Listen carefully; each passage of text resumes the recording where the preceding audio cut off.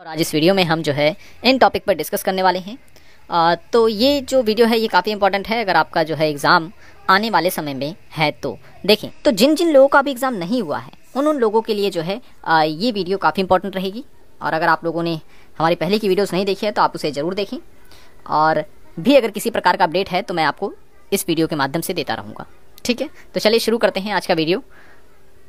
रचनात्मक मूल्यांकन पे क्वेश्चन पूछा गया। ठीक है, रचनात्मक मूल्यांकन पे क्वेश्चन पूछे गए हैं कई सारे शिफ्ट में। इसे निर्माणात्मक मूल्यांकन भी कहते हैं। ठीक है, पहला पॉइंट आपको इसमें याद रखना है कि रचनात्मक मूल्यांकन को फॉर्मेटिव असेसमेंट इंग्लिश में कहते हैं इसे। ठीक है, और रचनात्मक मूल्यांकन इसे हिंदी में कहते हैं, और रचनात्मक मूल्यांकन को निर्माणात्मक मूल्यांकन भी कहा जाता है। अब इसके अंतर्गत होता यह है कि कक्षा में जो अध्यापक होता है वो बच्चे से जो है सवाल पूछता है। ठीक है, तो इसमें क्या होता है कि तुरंत ही जो है इवैल्यूएशन कर लिया जाता है कि बच्चे ने कितना सीखा कितना नहीं सीखा। जैसे कि एक टीचर उसने कोई कुछ पढ़ाया और उसके जैसे ही पार्ट उसने खत्म किया तुरंत उससे संबंधित कोई सवाल जब वो पूछता है तो उसे हम कहते हैं वो रचनात्मक मूल्यांकन कर रहा है। ठीक है, एक होता है योगात्मक मूल्यांकन। ठीक है, योगात्मक मूल्यांकन। अब ये मूल्यांकन जो है इस प्रकार के मूल्यांकन में होता है सभी क्षेत्रों का जो है मूल्यांकन किया जाता है। इसमें ना सिर्फ शिक्षा का बल्कि उसकी जितनी भी गतिविधियां होती हैं स्कूल से संबंधित वो सभी का अध्ययन किया जाता है और अंत में जो है उसका परिणाम बताया जाता है। और आपसे पूछ सकता है नैदानिक मूल्यांकन भी आपसे पूछा जा सकता है। इस प्रकार के मूल्यांकन में ये होता है कि जो बच्चा होता है उसकी समस्याओं का निदान किया जाता है। ठीक है, इस प्रकार के मूल्यांकन में पहले समस्याओं को जाना जाता है, फिर उसके बाद जो समस्या आ रही है उसका समाधान जब किया जाता है तो वो कहलाता है निदानात्मक मूल्यांकन। समाकल शिक्षा पे क्वेश्चन आपसे पूछा जा सकता है, अभी तक नहीं पूछा गया है समाकल शिक्षा। ठीक है, समाकल शिक्षा की जो अवधारणा है वो अरबिंदो के द्वारा दी गई थी, श्री अरबिंदो के द्वारा दी गई थी। ठीक है ना, श्री अरबिंदो। और आपसे पूछ सकता है कि प्राथमिक शिक्षा की अवधारणा किसने दी है? प्राथमिक शिक्षा की अवधारणा, तो प्राथमिक शिक्षा की अवधारणा दी है महात्मा गांधी ने। ठीक है, महात्मा गांधी ने प्राथमिक शिक्षा की अवधारणा दी है। और प्राकृतिक शिक्षा की अगर हम बात करें, प्राकृतिक शिक्षा की, तो इसका समर्थन किया है रूसो ने।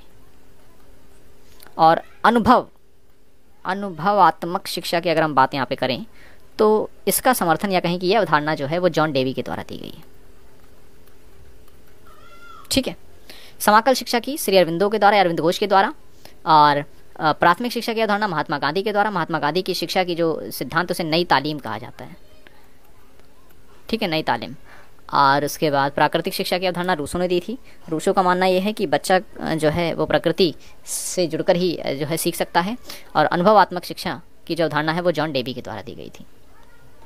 नेक्स्ट, अनुसंधान के लघु रूप कौन सा होता है? लघु रूप, तो आपसे पूछ सकता है। तो अनुसंधान का जो लघु रूप होता है वो समन्वेशी जो अनुसंधान होता है उसे कहते हैं। ठीक है, समन्वेशी अनुसंधान को जो है अनुसंधान का लघु रूप कहते हैं। इसमें क्या होता है? इसमें यह होता है कि किसी घटना के दो या दो से अधिक पहलुओं के बीच जो है वो रिलेशन यानी कि संबंध जो है उसको स्पष्ट करने का प्रयास इस अनुसंधान में किया जाता है। ठीक है, आपसे क्रियात्मक अनुसंधान पूछ सकता है।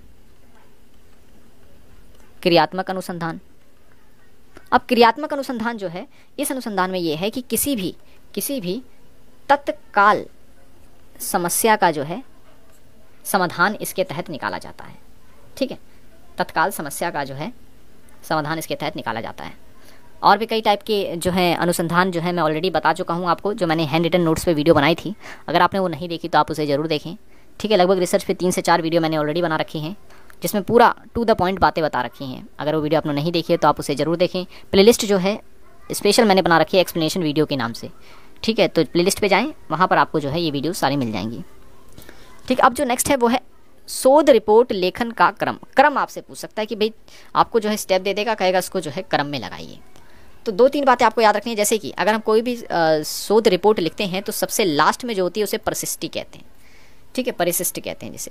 फिर उससे पहले जो होता है उसे ग्रंथ सूची कहते हैं, ग्रंथ सूची कहते हैं। ठीक है, लास्ट में तो आपको ये याद रखना है। और शुरुआत में क्या होता है? शुरुआत में आपको याद रखना है कि सबसे पहले इसमें होता है अनुभाग।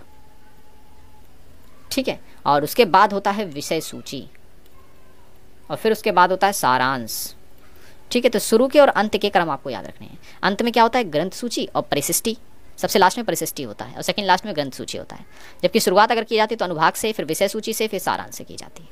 ठीक है, तो मैं इसे मिटा देता हूँ। आई होप कि आपने इसका स्क्रीनशॉट ले लिया होगा या फिर आपने इसे लिख लिया होगा। देखिए जितने भी टॉपिक्स मैं आपको पढ़ा रहा हूँ, अगर कोई टॉपिक इसमें मिस भी हो जाता तो आप खुद भी जो है उस टॉपिक पर रिसर्च करें, खुद ब खुद उसके ऊपर जो है अपने व्यूज़ बनाएं। अगर आपके पास कोई किताब है तो आप उसका सहारा भी ले सकते हैं, लेकिन टॉपिक आप जो मैं करवा रहा हूँ उस पर ज़्यादा फोकस करें। ठीक है। कार्बनिक और अकार्बनिक तत्व आपसे पूछ सकता है। ठीक है, तो प्रदूषण में आपसे क्वेश्चन बन सकता है। अगर हम कार्बनिक तत्व की बात करें, ठीक है, कार्बनिक तत्व की बात करते हैं तो आ जाता है प्रोटीन, ठीक है, लिपिड्स, और इसी में आ जाता है अमीनो अम्ल। ठीक है, और अकार्बनिक पदार्थों की अगर हम बात करें तो इसमें आ जाता है मृदा, ठीक है, जल, वायु, प्रकाश, खनिज आदि। ठीक है, ये आ जाता है अकार्बनिक में। ओजोन गैस से सवाल नहीं पूछा गया, यहाँ से पूछा जा सकता है। ओजोन गैस को O3 लिखते हैं, यानी 3 ऑक्सीजन के अणुओं से मिलकर बनती है ये गैस। ये गैस जो है समताप मंडल में पाई जाती है। ठीक है, समताप मंडल में पाई जाती है, और ये हमें अल्ट्रावायलेट रेज जो आती है, UV रेज जो आती है, जैसे हिंदी में हम कहते हैं पराबैंगनी किरणें, उनसे हमारी रक्षा करती है। ठीक है, अगर ये गैस ख़त्म होती है समताप मंडल में तो सूरज की जो ये किरणें हैं UV रेज, ये पृथ्वी पर सीधे आएंगी। ठीक है, तो ये स्किन कैंसर का कारण बनती हैं। ठीक है, स्किन कैंसर का कारण बनती हैं, तो ये काफ़ी महत्वपूर्ण भूमिका जो है निभाती हैं ये। SDG इंडेक्स को तो आपको नहीं छोड़ना है, SDG इंडेक्स पे जो है आपको अच्छे से आना चाहिए। मैं पहले भी करवा चुका हूँ। ये देखिए SDG इंडेक्स 17 गोल्स हैं, सारे याद होने चाहिए आपको।